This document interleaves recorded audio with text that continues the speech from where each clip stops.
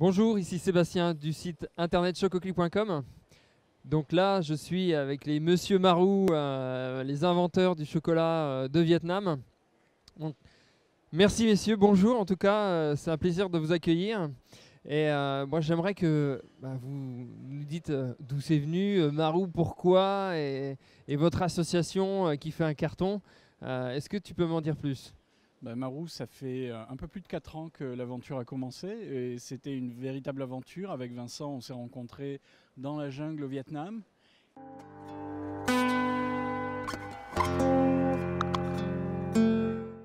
Et quelques mois plus tard, on s'est lancé dans le cacao. On avait tous les deux cette idée, chacun de notre côté. Et puis un jour, on s'est jeté à l'eau. Vincent va peut-être raconter comment. Mais bon, premièrement, on s'est dit, il y a du cacao au Vietnam, comment ça se fait que personne ne fait quoi que ce soit avec? Donc il fallait répondre à cette question et c'est d'où vient l'aventure euh, du chocolat Marou. En tout cas, on s'est lancé un jour en allant dans la campagne pour découvrir une ferme de cacao. Et on a trouvé un fermier, Monsieur Duc de Bariade, avec qui d'ailleurs on travaille toujours. On a ramené 2 kilos de fèves chez Sam, qui avait une gazinière, et on a commencé notre premier essai, qui était loin d'être un chocolat, hein. C'était vraiment quelque chose de très, très brut et granuleux. Mais voilà, ça nous a quand même étonnés. Et on s'est dit, bon, on n'est pas idiot, avec un peu de temps, de technique et des outils, peut-être qu'on pourra arriver à quelque chose de fabuleux. Ok. Et ça vous a pas semblé une aventure assez difficile? Parce que c'est vrai qu'on se dit des fois le chocolat c'est pas facile à faire. Mais je pense que le fait qu'on ne soit pas du métier, ça nous a libérés quelque part, et aussi loin de tout. C'est-à-dire qu'on était isolé au Vietnam, on avait l'accès au cacao, et on pouvait rêver et faire. Donc bon, on a mis la main à la pâte très vite et pendant longtemps, pour faire des essais et tout ça. Donc, On a vraiment expérimenté et c'était amusant. On a créé certains de nos outils, on a acheté des trucs à droite, à gauche. C'était vraiment, voilà, on s'est pas pris la tête, on est parti et toujours avec le but de faire un chocolat le meilleur possible et un chocolat à notre goût aussi. Donc on fait toujours aujourd'hui que du chocolat noir, uniquement avec des ingrédients vietnamiens. Donc c'est vraiment notre spécificité. Il n'y a personne d'autre sur cette niche.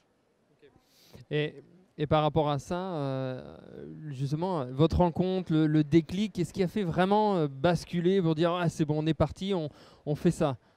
bah, c'était premièrement comment dire, le potentiel de faire quelque chose d'excellent. Je pense que chacun, la première fois qu'on a goûté ce cacao, on s'est dit, il y a quelque chose qui est là. Et après, je pense qu'avec Samuel, on avait des valeurs en commun par rapport au projet. Ça veut dire qu'on voulait faire quelque chose d'authentique, local, avec un sens de l'aventure et qualité de vie, quoi. Donc, on était alignés sur ces valeurs-là qui nous suivent toujours. Ouais.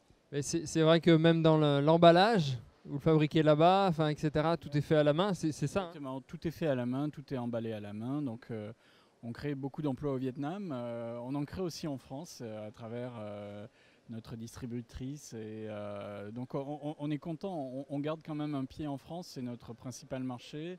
Et on est toujours content de revenir au Salon du Chocolat. Là, c'est la 4e fois. Donc en 4 ans, on ne peut pas mieux faire. Alors, qu'est-ce que vous pensez de la grosse tendance Beans to Bar un peu dans le monde entier?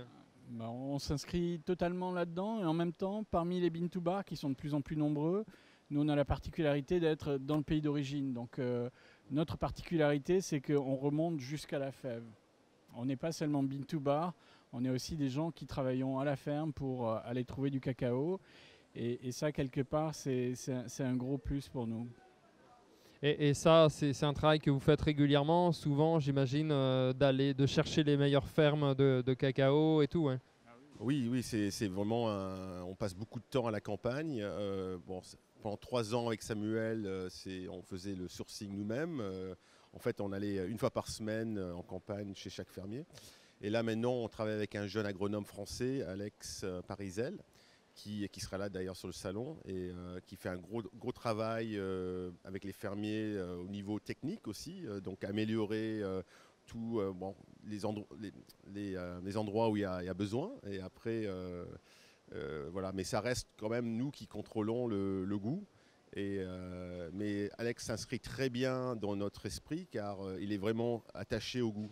Pour un agronome, c'est assez rare. Avoir quelqu'un qui soit technique, mais aussi qui... Tu as des amis Ouais, je vais faire au des CIRAD. amis, ouais, au CIRAD, ouais. Mais CIRAD, c'est une exception. ils sont super. On a fait une collaboration avec le CIRAD. Alex aussi a fait des formations là-bas. Donc, d'ailleurs, on aimerait faire un peu plus avec eux. Ouais, voilà, la pierre est lancée, en tout cas pour le CIRAD. Vous avez entendu le message, si vous avez regardé la vidéo. Hein, voilà, c'est lui. Hein. Super. Alors, avec tout ça, avec cette tendance, avec ces super produits, j'ai vu que vous avez sorti, bon, ça fait quelques temps déjà, mais des fines tablettes pour la dégustation. Vers quelle direction vous allez aujourd'hui ? On part dans toutes les directions. C'est peut-être ce qu'on pourrait nous reprocher, mais aujourd'hui, on a plusieurs fers au feu. On se lance dans les plantations de cacao en agroforesterie au Vietnam, parce que tout ce qui est question environnementale nous tient vraiment à cœur. Donc on veut démontrer au Vietnam, et notamment vis-à-vis des acteurs vietnamiens du secteur, qu'on peut faire de nouvelles plantations de cacao sans faire de dommages à la faune et à la flore. Donc c'est vraiment un projet de partenariat avec un propriétaire terrien au Vietnam, où au lieu de déforester, on se lance dans un projet où on va prendre une forêt et en éclaircissant les sous-bois, planter du cacao en dessous.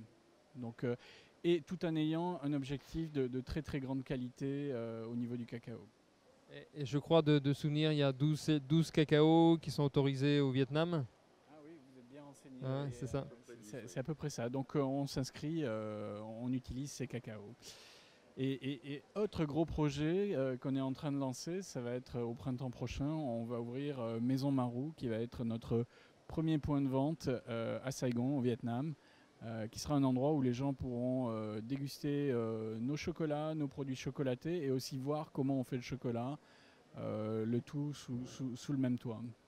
Ok, super projet donc dans les prochains mois.